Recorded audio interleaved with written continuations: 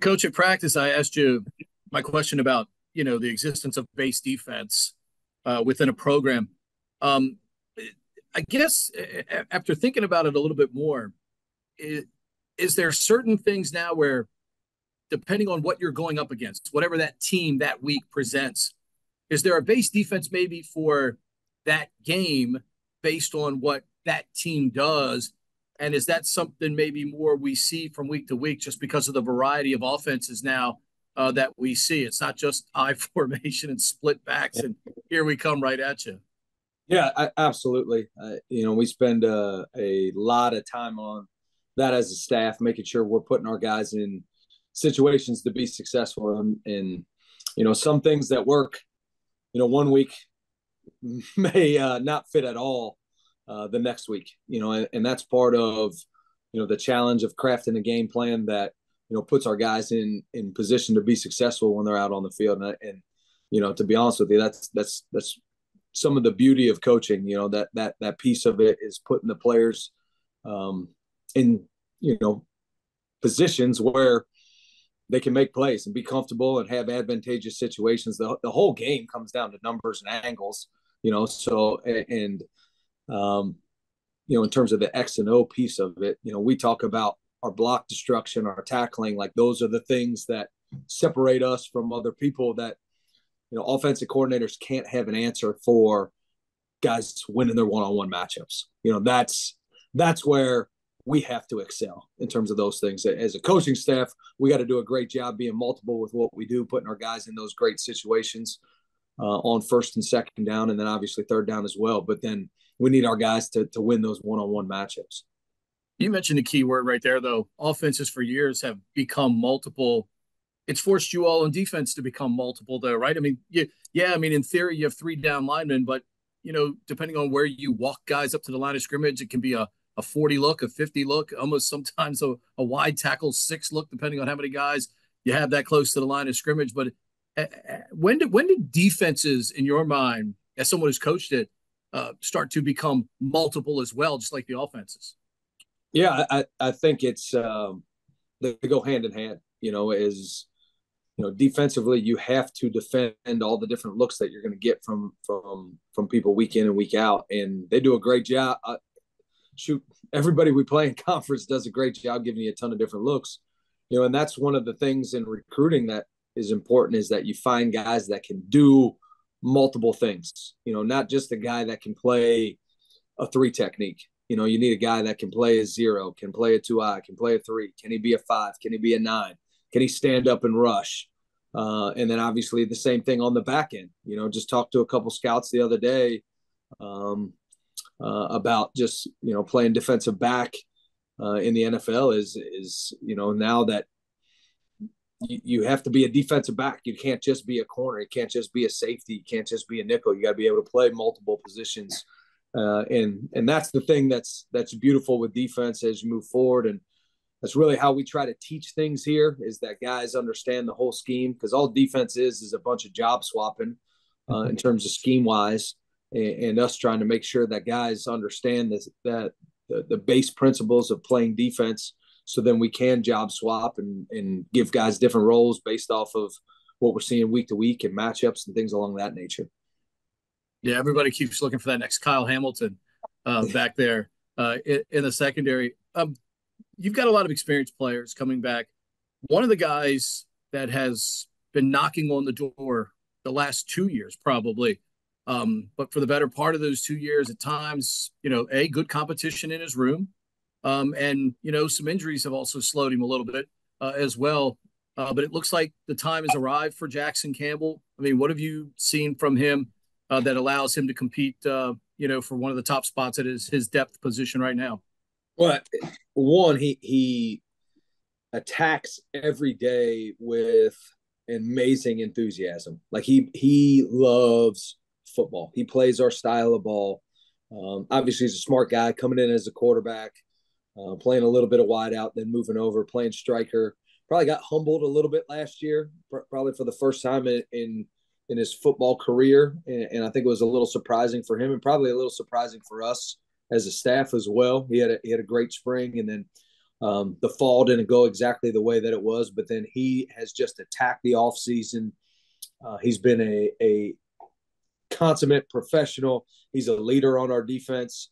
Talking with Colin Ramos, he loves playing with Jackson Campbell because of the energy and the enthusiasm that he brings out there. He's a heck of an athlete playing in the apex for us. He's a guy that can blitz off the edge. He can drop into coverage. He can play a 9 technique. He can do a lot of different things out there that we need from that position, because that position, quite frankly, has to be a game wrecker for us. That's got to be a guy that can make a huge impact on the game, and we fully expect Jackson to make a huge impact on a lot of games this fall. Appreciate it. Thank you. Thanks, Pete. Thanks. Less than 2 weeks out. Are you feeling good about where the defense is? Do you feel like there's holes that need to be shored up, or is everything rock solid? Number one, I'm extremely excited.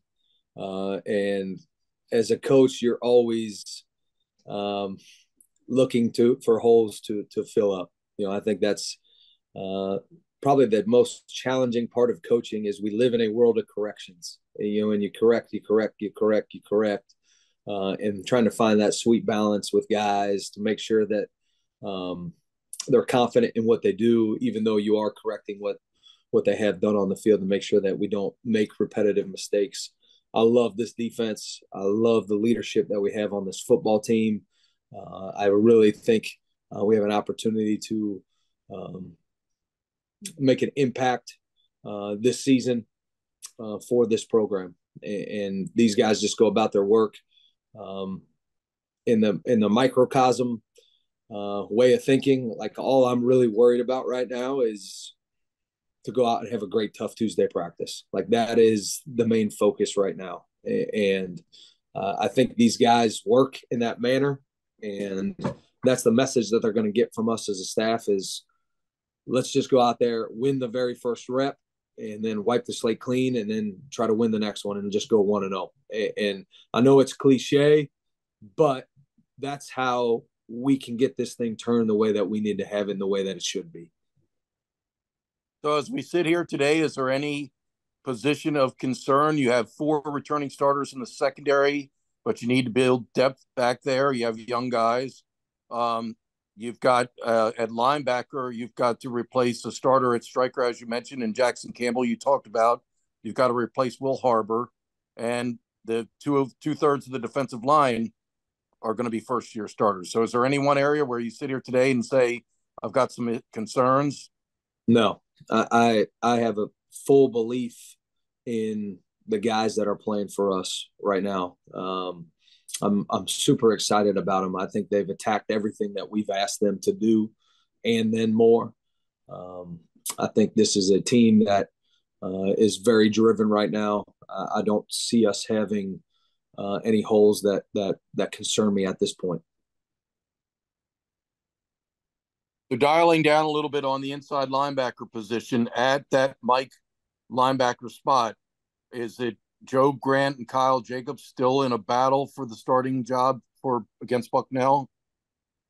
I think Kyle Jacob has come on at a really high rate and is playing excellent football. And he's solidified himself as the starting Mike linebacker. And I think anybody on this football team that watched the first 15 practices of spring ball, it was very, very evident. I mean, he is a wrecking ball out there. We are a different defense with Kyle Jacob playing Mike linebacker for us. He is one of the toughest guys I've ever coached in my life. He is one of the toughest dudes I've ever coached. His growth in terms of learning the defense, being able to play fast, play physical, play intelligently. I've been so impressed with him from where he's come as a freshman and a sophomore to where he is now. And I think all of our fans are going to love watching him run around and play defense for us this fall. I think you misspoke. You said during the spring. He sat out the spring. Sorry, not this spring. I meant this fall. Yes, I did. Right. So he came back off of the off-season surgery and has been terrific. Yes, Sorry if I misspoke there. Apologies. That's all right. I mean, he's not quite as big as a Will Harbor or Diego Fago, who played that position in the past. He's 6 foot, 228 is what he's listed, but he's not, I think Diego was like 245. Same with Will. Any concerns there? He's not as tall as Diego. Weighs very similar to what Diego did his senior year. And he's probably a little bit taller than Will Harbor, to be totally honest with you. And weighs probably about 5 pounds more than Will Harbor. So he's just a smidge bigger than Will Harbor, but no concerns there. His game is much, much bigger than his stature.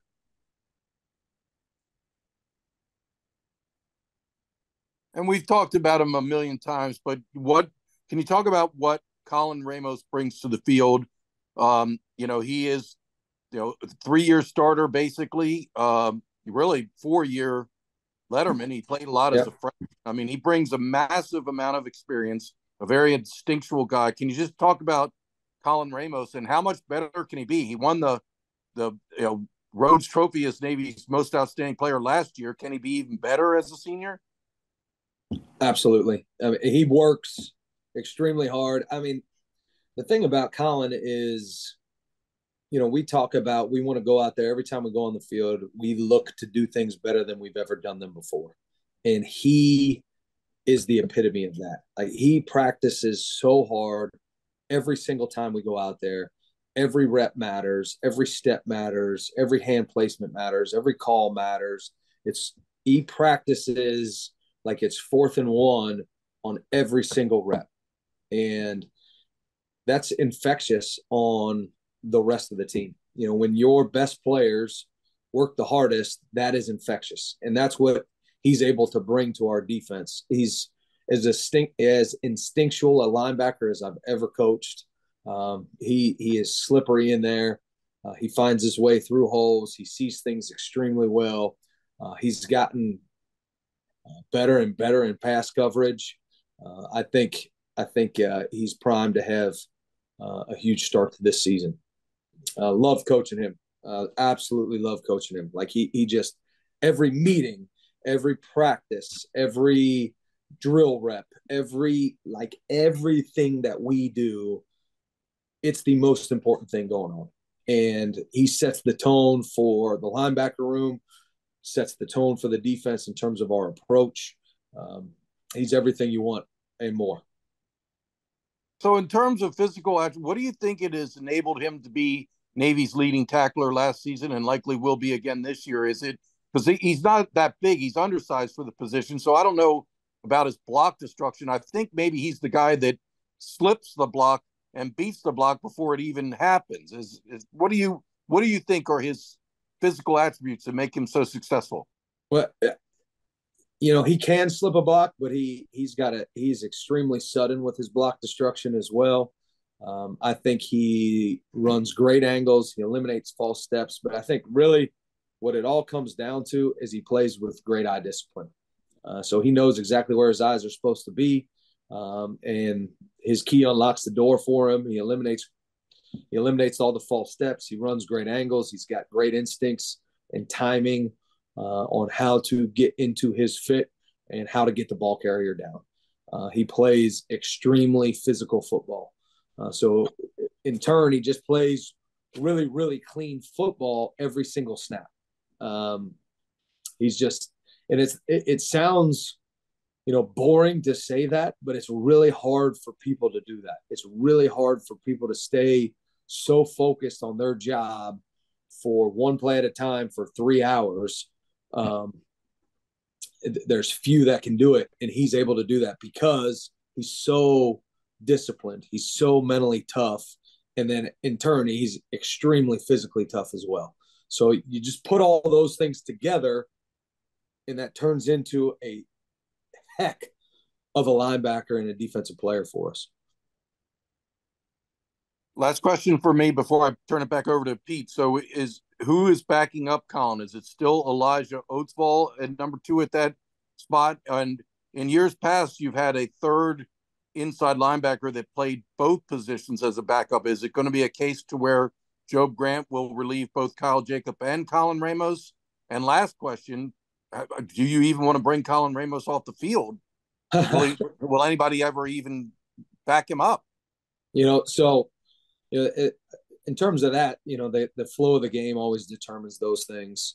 I am of the mindset that the more people that we can get involved, that can go out there, that we have trust and confidence in to be able to execute and do their job at a really high level, deserve to have an opportunity to play. But I think the game, flow of the game, the amount of plays, the time we're on the field, all that type of stuff depends on how much that's going to happen. We got a battle going on over there. Like you said, with EO, that's Elijah Oatsball, Job Grant, Marcus Blazard's played some will linebacker as well. We're pretty interchangeable with what we can do over there. A couple of the young guys have done a nice job, specifically Mark Anthony Parker as well. So those guys are still getting reps and in a battle to solidify themselves as his backup. So it's a big 2 weeks for us in terms of that. I think we got more than enough guys that are capable. It's just the guy that's performing the highest going into game one. We'll get the call there. Before I go to Pete, I want to ask about two guys that are kind of flying under the radar for different reasons. You mentioned Marcus Blazard, who played a lot as a freshman, and then he's just back from a 2-year Mormon mission. And then Kenny McShan, who first 2 years has torn his ACL and really hasn't gotten a chance to play, but is backing up Jackson Campbell at striker. Yeah. Blaz, comes back. He was in Guatemala for a church mission. He actually would be a senior right now. So he came in with Colin Ramos and Kyle Jacob, but instead he'll be a sophomore this year. He backed up Diego his senior year, and got in quite a bit in terms of special teams. Was the number 2 Mike linebacker towards the end of his freshman season, which I think speaks volumes for the way he worked, the way he was able to pick everything up, Strauss. So getting him back's been awesome. And he's been, he's just been a sponge. Like, he is awesome in the meeting room. Any chance he got this summer to sit down and visit with myself, Coach Wimberly, watch film, was extremely impressive. His 360 account numbers are off the charts in terms of the amount of film that he's watched in the off season on his own as well. In terms of just the work ethic that he's putting in to get himself back up and running and be not just be a member of this team, but be a guy that we can count on and rely on and have confidence and trust in. And I've just been extremely impressed with him. He's a physical specimen. To think he was, in Guatemala for 2 years, and then he comes back. He's shredded. He's fast. He's great in the weight room. He's explosive. Carizzi loves him. I mean, he's an amazing teammate. He brings he plays our style of football. He's smart. He's fast. He's violent. He plays with his teammates. I mean, he just enjoys playing the game the right way. And then Kenny, he brings a level of physicality to the striker position, moving from will linebacker to striker that we probably haven't had out there. And he's extremely physical, very sudden, a violent tackler. He played as a true freshman, unfortunately got injured running down on a kickoff versus Memphis, and then fought his way back and then got injured again last fall camp, just sort of 2 freak deals. It's tough, but I think it just goes back to talk about his mental toughness and the type of person and character that he is to battle his tail off to come back and be primed to make an impact on this football team. And both those guys are guys that are going to play significant roles for us this fall. Awesome. Pete. I just want to ask another question about Jackson, because I was adhering to our strict 3-question policy for each person at a time. Unless you're, Pierre Garçon, Des Bryant, players like that, making the transition from quarterback and wide receiver, where we don't equate physicality with those 2 positions very much. Yet this defense demands that you're physical and you bring it every day.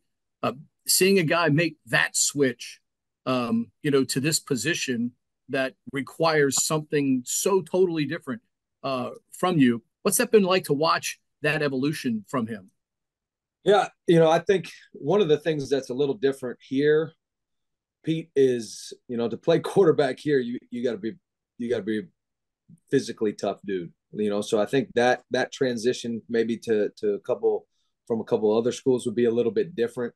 But from here, you got to be able to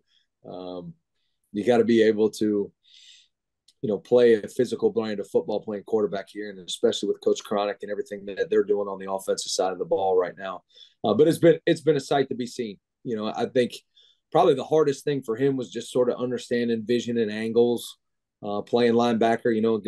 It's a lot different, being under center, seeing the game like this than, being on the edge, seeing the game like this, right. So it's just, your eyes are a little bit different. You get a little bit more comfortable, just like anything else, the more and more reps that you get. I think he's got a great coach in Ricky Brown. That's obviously played outside linebacker, played inside linebacker, played safety in high school, has done a lot of different things at those positions. So under his tutelage, I think that's been great. They have a phenomenal relationship. So it's been awesome to watch. But it's not surprising to anybody that's around here who knows Jackson and knows the type of person he is, the type of character young man that he is.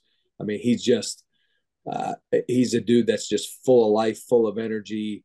I know he drives the offensive guys crazy because he's always, working to get in there, get the last shot, get a shot on the ball, poke the ball out. He's one of those guys. We talk about it on defense. We want guys that you hate playing against, but you love playing with. Right. I'm glad you mentioned Ricky in this never-changing landscape, not only rosters, but, coaching staffs, being able to maintain, Eric and Ricky and Brenton for a second season and keep them together with the group that you've been coaching with. Just what does that mean in our business today, that you can keep a group actually together and obviously continue to grow with each other and continue to try and make this defense better every day? We don't have to waste time on silly things or logistical things. Like we can move on to the meat and potatoes of what we really need to get done.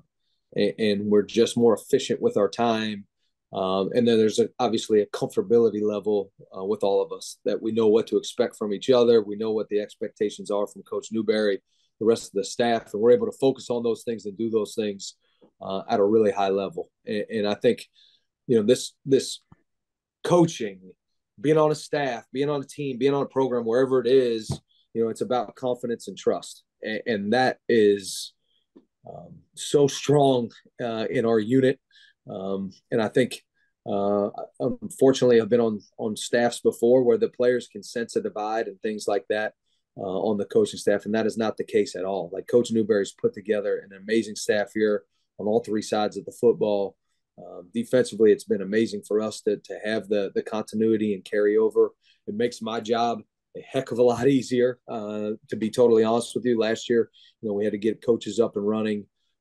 This year, we're able to just continue to build on that knowledge base and dive even more into the details. And like I said, the meat and potatoes of the things that we need to get done. Kendall Whiteside's one of the guys that gets to have an opportunity to shine up front this year. What does he bring to the table that maybe other people haven't seen? Man, I'm so impressed with Kendall, like the way he's grown from his freshman year to now in terms of his mindset. Always knew he was a big dude playing the position that has athleticism, has violence, really has some suddenness about him, how he plays the position. But he's really matured mentally as well. And you see him being able to stay locked in and stay focused throughout the course of a long practice or a scrimmage and things like that, where, as a younger player, he would start to fade at times or lose focus, not doing those things anymore. And I think that's a testament to him maturing mentally, being comfortable in the system. And I think it's a testament to Coach Hall and the type of guys that he coaches and the way he coaches his guys, and them responding to the way that he coaches. He's a phenomenal football coach and just develops his room the right way. And Kendall's a prime example of that. Final one for me. In this particular part of the season, camp, where every day, man, you got to go out and you got to either, bang the bag or you have some limited scrimmage time. There's only so many days you're allowed to be in full pads and things like that. Now, how do you control and pace the violence and the destruction out there that you're that mindset so they're peaking, August 31st, but man, there's just so much landscape you got to cover getting to that point, making sure that, guys aren't getting hurt, losing time because of nagging injuries or anything like that. How difficult is that process from a practice planning standpoint? Yeah, I think it's very challenging. And I think Coach New did an amazing job this fall camp with how he structured practice. So, the big thing for us was we wanted to be, when we go, we go. And when we don't, we don't. Like, let's not get into that gray area where it's, hey, we're sort of jogging through this or we're doing that. It's basically all or none. And that's where I think that's where we can continue to get better and better and better. And that we've been efficient with having the older guys on defense that can go out there and operate and run around and play fast and play with their eyes, their feet, their hands when we're in spider pads, and then go out there and when we go full pads, play 11 on 11 football and smash into each other. And, obviously when we do those things, we got to be smart with how we go about those things. But we're evaluating guys playing our style of football. That's what we have to do to be successful here. Like, we can't just show up on week one and have not tackled and not played violent football and expect to play violent football. If you're going to be the toughest team in America, you got to do tough things. And that's what we've set out to do. I think camp has been physically demanding on the guys, but at the same time, trying to find that sweet spot to make sure that when it is time to go, they're able to go and it's in a safe environment. And I think Coach Nudes did an amazing job sculpting practice to get those things done. I think this past Saturday was a prime example of that. Awesome. Thank you, sir. Thanks, Pete. Wags, we have time for one, maybe two questions at most. We were talking to Coach New yesterday, and he thinks safety is a strength of the defense with two very experienced players in Ray Lane and B.D. Williams. Can you talk about that and what those two, do they kind of provide a backbone for this defense? Yeah, I think both those guys know this defense as well as anybody's known this defense in my time here. I think they understand the checks, the ways to get in and out of calls, the ways to defend certain looks that we get. I think Coach Lewis does an amazing job with those guys, has developed a great relationship with them. I think those two guys back there, there's something to be said about just the connection that those guys have together. Like you can tell when they're out there that there's a connection between the two of them. They're in sync with how we want to call things. They're in sync with how we want to play and match different routes. They think the game very similarly. They're two different people, obviously, but they think the game the same way. And that is what it takes to be successful on the back end, is that we're all operating in the same manner. We're all in connection. We're all in cohesion. And those guys consistently are able to do that over and over. And it's really been impressive. And it's really a kudos to those two guys and Coach Lewis, making sure that he's developed that relationship with those guys. He's taught them the game in the way that he sees the game and the way that we see the game. And they've been able to take the ball and run with it, Wags.